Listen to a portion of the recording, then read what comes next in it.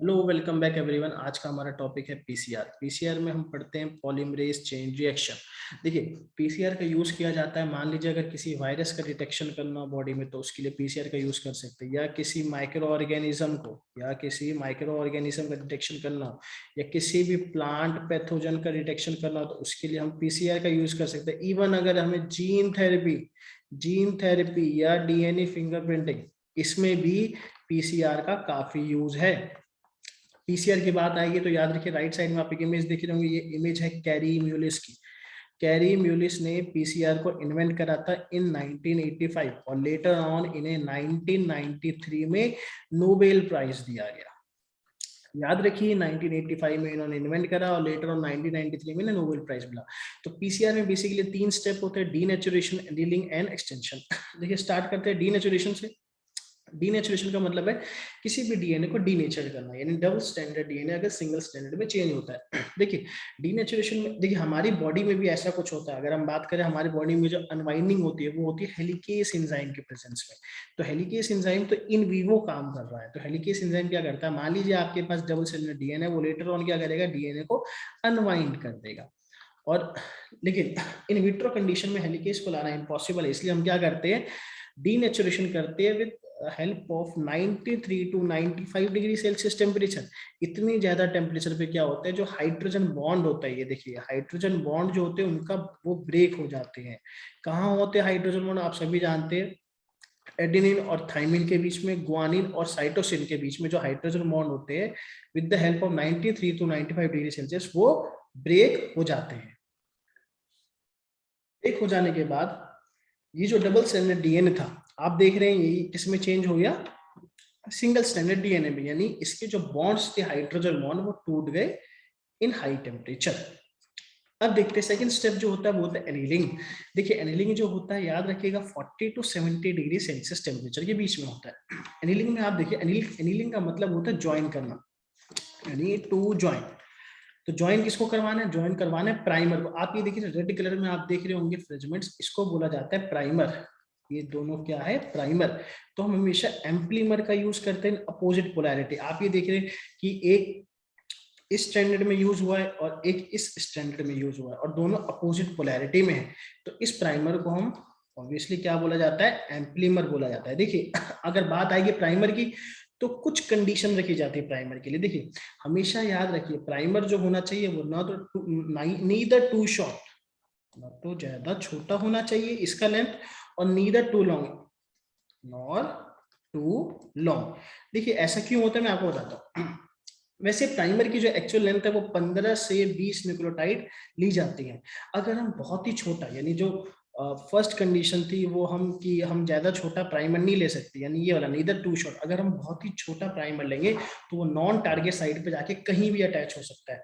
और ज्यादा अगर बड़ा प्राइमर लेंगे तो उसकी जो रेट ऑफ अटैचमेंट होता है वो स्लो हो जाता है। यानी जो इसका हाइब्रिडाइजेशन, आप जानते हैं प्राइमर जो होता है वो जाकर अपने डीएनए से, अपने कॉम्प्लीमेंट्री स्ट्रैंड से जाके अटैच होता है। अगर काफी बड़ा प्राइमर होगा, आप मानिए 50-60 न्यूक्लियोटाइड का अगर प्राइमर ले लेते हैं, तो उसका हाइब्रिडाइजेशन रेट जो है वो कैसा हो जाएगा, स्लो हो जाएगा। और काफी छोटा प्राइमर लेंगे तो वो नॉन टारगेट साइड पे जाके अटैच हो जाएगा।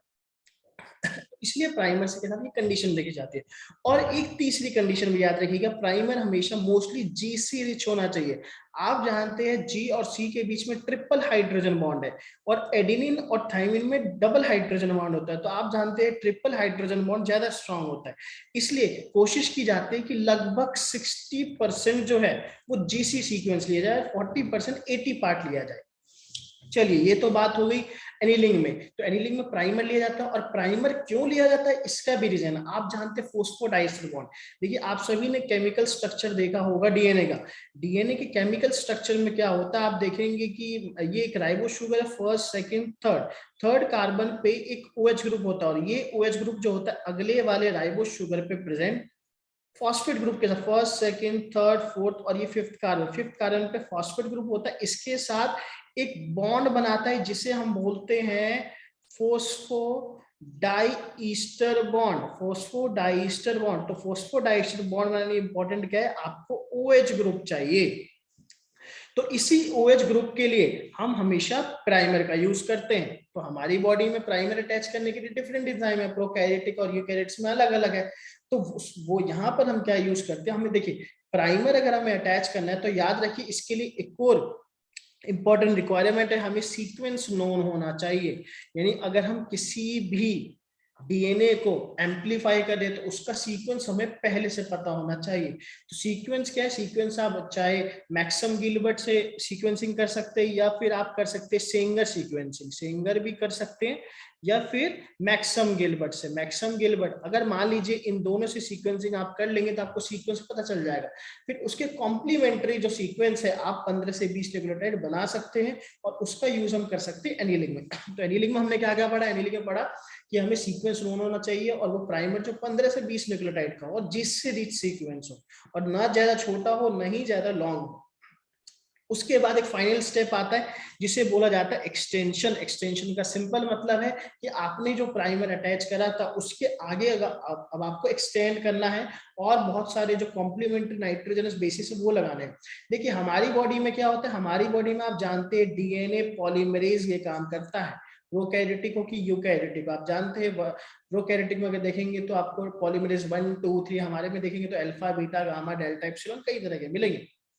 तो अब इसमें क्या होता है आप ध्यान से देखिए, मैं आपको समझाता हूं कि इस जो पीसीआर है, पीसीआर का टेम्परेचर आप जानते हैं काफी ज्यादा हाई था, 72 डिग्री सेल्सियस पे आप देख रहे हैं एक्सटेंशन हो रहा है।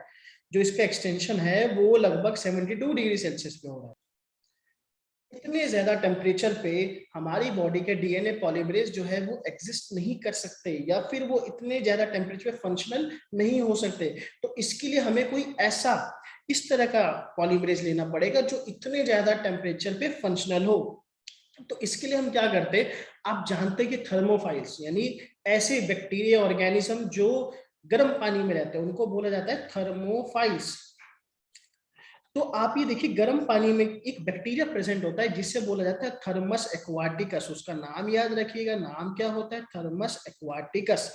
तो ये बैक्टीरिया क्या होता है, गर्म पानी में रहता है। तो इसका जो डीएनए पॉलीमरेज है वो हाई टेम्परेचर में भी फंक्शनल होता है। देखिए हम लोग तो गर्म पानी में नहीं रहते, हमारा भी एक मैक्सिमम रेंज है 98.4 डिग्री फ़ारेनहाइट यानी लगभग 37 डिग्री सेल्सियस हमारी बॉडी का एक नॉर्मल टेम्परेचर होता है जिसपे हमारे डीएनए पॉलीमरेज भी फुली फंक्शनल होते हैं। लेकिन ये जो ऑर्गेनिज्म या जो ये जो बैक्टीरिया है ये थर्मोफाइल्स में रहते हैं। तो इनका जो डीएनए पॉलीमरेज है वो लगभग 72 डिग्री सेल्सियस पे फंक्शनल होता है। तो इसलिए हम क्या करते हैं, इस बैक्टीरिया से डीएनए पॉलीमरेज को आइसोलेट करते हैं जिसका नाम होता है taq polymerase. T for thermus, aq for aquaticus. Then इस टैग पॉलीमरेज का यूज किया जाता है एक्सटेंशन के लिए। तो एक्सटेंशन स्टेप में आप देख रहे होंगे ये किस तरह से आप देख रहे हैं, आगे एक्सटेंड हो चुका है, आगे एक्सटेंड हो चुका है। और इसके बाद आप स्टार्टिंग में देखिए, स्टार्टिंग से हम देखते हैं स्टार्टिंग में हमारे पास एक डीएनए था, डबल स्टैंडर्ड कितना सिंगल डीएनए था। और बाद में जाके एक्सटेंशन प्रोसेस तक जाते जाते ये डीएनए आप देख रहे हैं 2 डीएनए बदल गया, ये फर्स्ट वन और सेकेंड वन। तो इसी तरह के साइकिल को रिपीट किया जाता है, 1 से 2 बनते हैं, 2 से 4 बनते, 4 से 8, 16 and up two billion copies बनाई जाती है पीसीआर मशीन के अंदर। तो इस साइकिल को बार बार रिपीट किया जाता है। तो एक फॉर्मूला भी MF is equal to MI into 2 raise to power n। n यहाँ पर है नंबर ऑफ साइकिल, n यहाँ पर है नंबर ऑफ साइकिल, ये है फाइनल अमाउंट, ये है इनिशियल अमाउंट। देखिए ये है इनिशियल अमाउंट आपके पास डीएनए का कितना था और MF मतलब है कि हमें फाइनल अमाउंट कितना था। इस फॉर्मूले में आप पुट करके आप फाइनल अमाउंट निकाल सकते हैं। एक चीज और जो एनीलिंग में रह गया वो देखिए आप ध्यान से, याद रखिए इस एनीलिंग स्टेप के अंदर यहाँ पे आप देख रहे होंगे कि टीएम है। टीएम मतलब होता है मेल्टिंग टेम्परेचर। मेल्टिंग टेम्परेचर जो है वो प्राइमर के रिगार्ड्स में लिया जाता है। याद रखिए दोनों प्राइमर, हमने 2 प्राइमर को बोला था एम्प्लीमर, यहाँ पे 2 प्राइमर को क्या बोला गया, एम्प्लीमर, क्योंकि हमने 2 पोलैरिटीज पे इसका यूज किया था। याद रखिए इस एम्प्लीमर का जो मेल्टिंग टेम्परेचर होना चाहिए उसका डिफरेंस जो 5 डिग्री सेल्सियस, 5 डिग्री सेल्सियस से ज्यादा ना हो। फॉर एग्जांपल मान लीजिए हमने एक प्राइमर लिया, मान लीजिए इसका टेम्परेचर है 40 डिग्री सेल्सियस मेल्टिंग टेम्परेचर, और इसका टेम्परेचर जो होना चाहिए वो 40 से 45 की रेंज में ही होना चाहिए। ये भी चीज आपको याद रखनी है। तो मेल्टिंग टेम्परेचर आप देख रहे हैं फॉर्मूला है 4 इंटू जी प्लस सी प्लस में 2 इंटू ए प्लस टी डिग्री सेल्सियस। मान लीजिए आप प्राइमर में लेंथ लेते हैं 20 न्यूक्लियोटाइड की और ए टी जी सी सब आप 5-5 लेते, तो देखिए फॉर्मूले में क्या आएगा 4 इंटू 5 प्लस 5 10 प्लस में 2 इंटू 5 प्लस 5 10। तो आप देखिए 40 और 60 डिग्री सेल्सियस लगभग आया। तो इस तरह से आप मेल्टिंग टेम्परेचर निकाल सकते हैं। याद रखिए एनीलिंग का जो टेम्परेचर होता है वो 5 डिग्री सेल्सियस कम ही होता है मेल्टिंग टेम्परेचर से। ये भी चीज आपको याद रखनी है। चलिए देखते हैं एक बार हमने कि पीसीआर में क्या पढ़ा। पीसीआर मतलब पॉलीमरेज चेन रिएक्शन, इसमें 3 स्टेप था, डीनेचुरेशन, एनीलिंग। डीनेचुरेशन में हमने क्या किया, डबल स्टैंडर्ड डीएनए को चेंज करा सिंगल स्टैंडर्ड में अलग अलग, और टेम्परेचर था 93 टू 95 डिग्री सेल्सियस।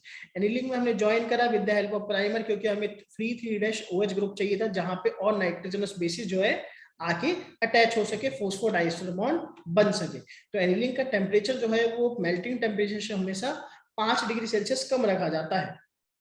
अब आइए एक्सटेंशन में। एक्सटेंशन हमने 72 डिग्री सेल्सियस पे किया था, और इतने ज्यादा टेम्परेचर पे हमें कोई ऐसा पॉलीमरेज चाहिए जो इतने ज्यादा टेम्परेचर में फंक्शनल हो, तो टैग पॉलीमरेज का यूज करा। इसके अलावा भी बहुत सारे पॉलीमरेज हम यूज कर सकते हैं, चाहे वो पीएफयू हो, उसके बाद हम बीएसटी भी यूज कर सकते हैं, उसके बाद हम टीटीएच भी यूज कर सकते हैं। ये भी पॉलीमरेज है और इस सभी पॉलीमरेज का भी यूज किया जाता है। देखिए यहाँ पे जो आप पीएफयू देख रहे होंगे इस जगह पे, ये पीएफयू जो है ये भी एक तरह का इस तरह का पॉलीमरेज जो इतने ज्यादा टेम्परेचर है फंक्शनल हो सकता है। जैसे मान लीजिए पीएफयू जो है पायरोकोकस फ्यूरियोसस, पायरोकोकस फ्यूरियोसस, यहाँ पे आप बीएसटी देख रहे होंगे, बीएसटी है बैसिलस स्टीरियोथर्मोफाइलस, और यहाँ पे आप देख रहे होंगे टीटीएस, टीटी है जो थर्मस थर्मोफाइलस। और ऐसे बहुत सारे एग्जांपल है जो इस कंडीशन में काम कर सकते हैं। फाइनली हुआ एक्सटेंशन इस टेम्परेचर में। एक्सटेंशन में आप देख रहे हैं कि बिलियंस ऑफ कॉपीज बनाई जाएगी और ये साइकिल बार बार रिपीट की जाती है। तो ये था पीसीआर। इससे रिलेटेड अगर आपको कोई भी डाउट हो तो आप कमेंट्स में पूछ सकते हैं।